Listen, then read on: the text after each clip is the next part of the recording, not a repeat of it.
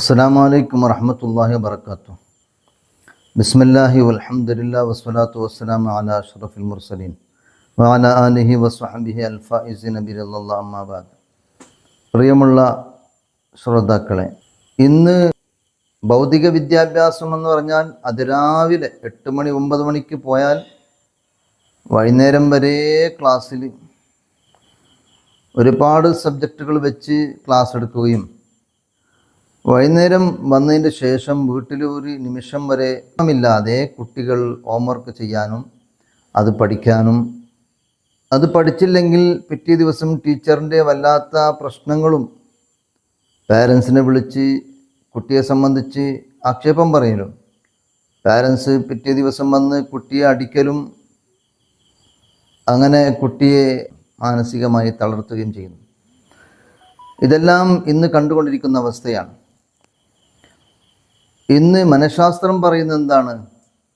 മനഃശാസ്ത്രം പറയുന്നത് ഒരു കുട്ടി മനസ്സ് നല്ല സന്തോഷത്തോടുകൂടെ ഒരു വിഷയത്തെ ഗ്രഹിച്ചാൽ മാത്രമേ ആ കുട്ടിയുടെ മനസ്സിൽ അത് കൊള്ളുകയുള്ളൂ. Interest is the mother of attention. താല്പര്യം ശ്രദ്ധയുടെ മാതാവാണ്. കുട്ടിക്ക് നല്ലോണം താല്പര്യമാണ്. ആ താല്പര്യത്തിന് നാം ചെയ്യേണ്ട പണി എന്താണ് അറിയുക? കുട്ടി, എൻ്റെ അഭിപ്രായമാണ് പറയുന്നത്, കുട്ടിയെ സംബന്ധിച്ചിടത്തോളം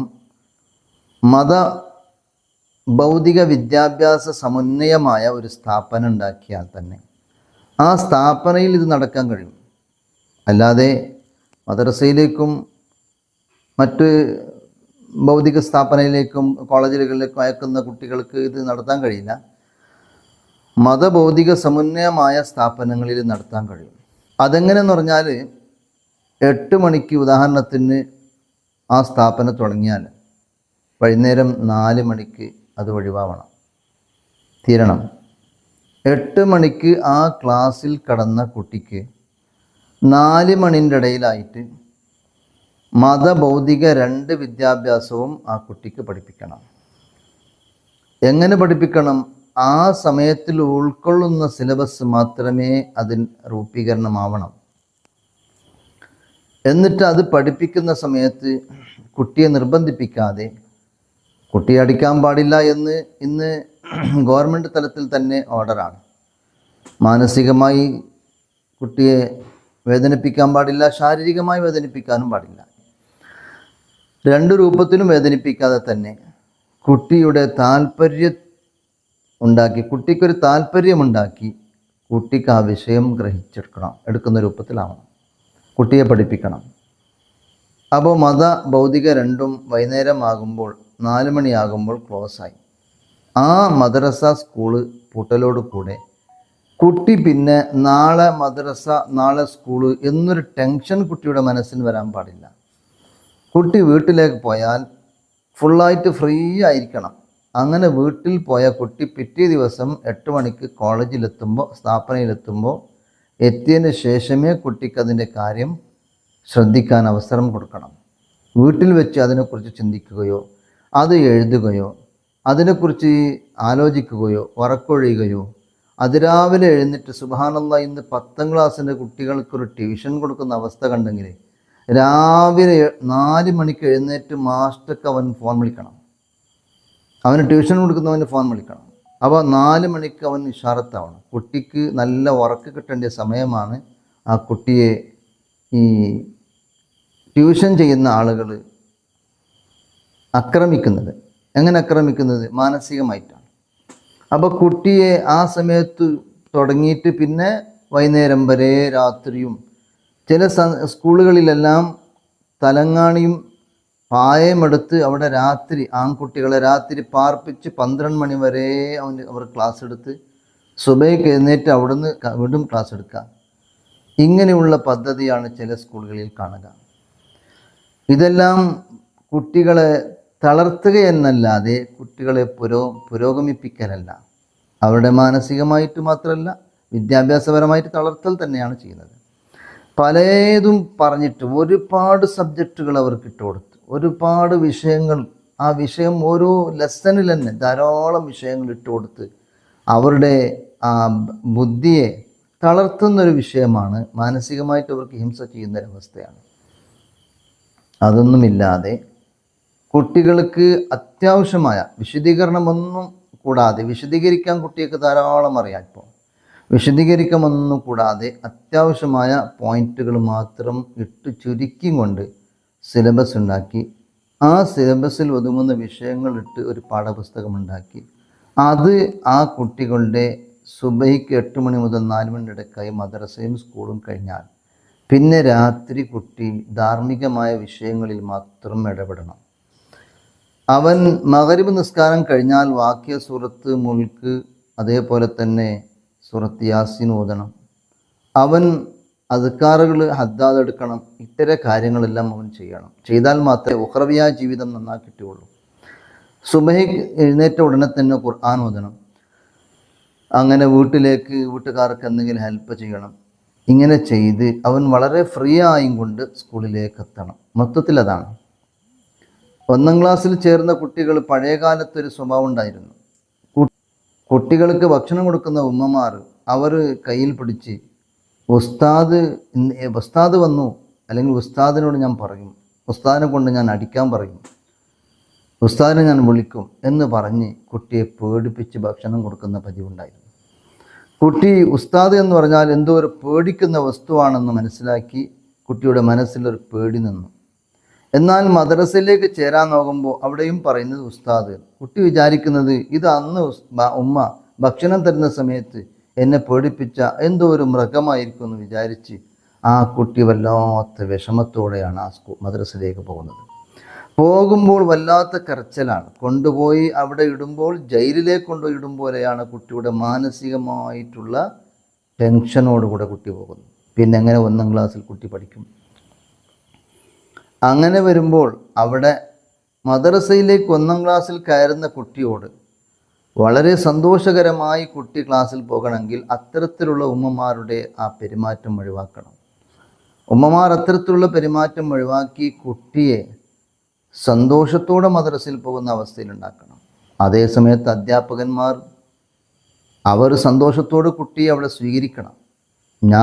എൻ്റെ മദ്രസയിൽ വരുന്ന 1ാം ക്ലാസ്സിലെ കുട്ടി കഴിഞ്ഞ കൊല്ലം, ഇക്കൊല്ലം ഞാൻ മദ്രസയിലില്ലാത്തതുകൊണ്ടാണ്, കഴിഞ്ഞ കൊല്ലം മദ്രസയിലുണ്ടാകുമ്പോൾ 1ാം ക്ലാസ്സിലെ കുട്ടി, ആ കുട്ടി കടന്നു വരുമ്പോൾ ഞാൻ പെട്ടെന്ന് എഴുന്നേറ്റ് നിന്ന് ആ കുട്ടിക്ക് കൈ കൊടുക്കും.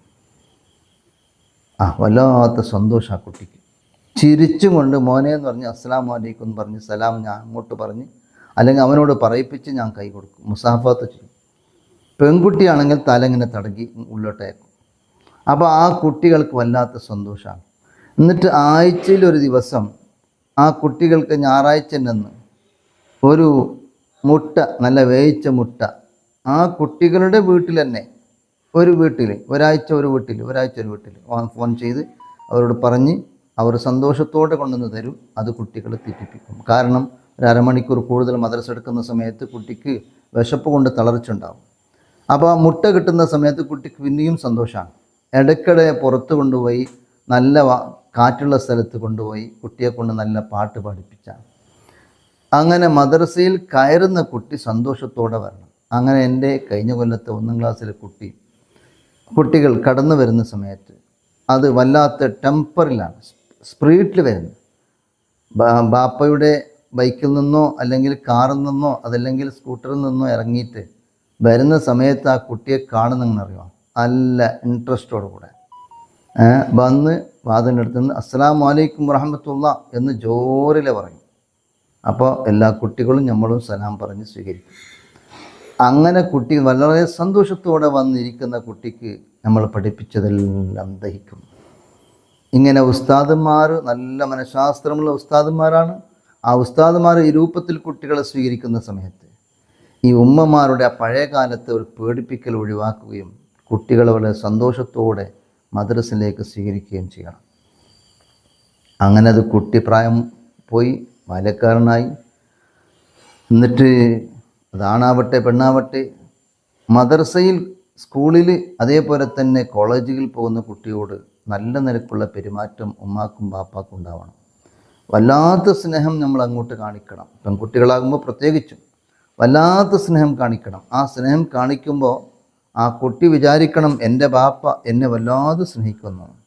ഒരു 4-5 കുട്ടികളുണ്ടെങ്കിൽ ഒരു കുട്ടിയോട് സെപ്പറേറ്റായി ബാപ്പ ഉണ്ടാകുമ്പോൾ ആ കുട്ടിയോട് സ്നേഹം എങ്ങനെ കാണിക്കണം? ആ സ്നേഹത്തിൻ്റെ ഭാഗമായി കുട്ടി വിചാരിക്കണം എൻ്റെ അനുജന്മാരെ കൂട്ടത്തിൽ ഞാനാണ് ബാപ്പയ്ക്ക് ഏറ്റവും ഇഷ്ടം എന്ന് ധരിക്കുന്ന രൂപത്തിൽ ആ കുട്ടിയോട് സ്നേഹം കാണിക്കണം.